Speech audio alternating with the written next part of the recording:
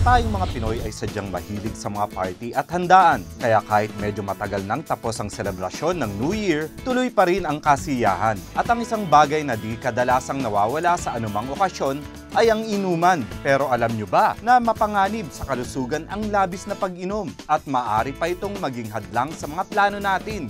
Ngayong nagsisimula pa lamang ang 2016. Ang pag-abuso sa alak ay isang masalimuot na problema. Maaring magdulot ito ng panghihina ng ating kalusugan, lalo na ang ating atay. Mahalaga ang papel ng atay sa pagtunaw ng ating mga kinain, panglaban sa infeksyon, pangkontrol sa daloy ng dugo, at pag-aalis ng mga nakakalasong substansya tulad ng alkohol sa katawan.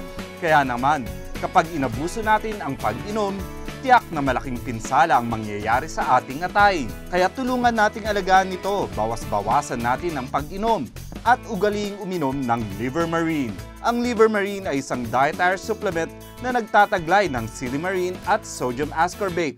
Ito'y nagsisilbing antioxidant sa ating katawan at tumutulong sa pagtubo ng mga bagong liver cells na humahadlang sa pagkasira ng ating atay.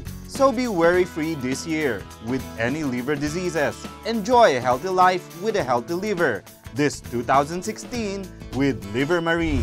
This portion was brought to you by ATC Healthcare International Corporation.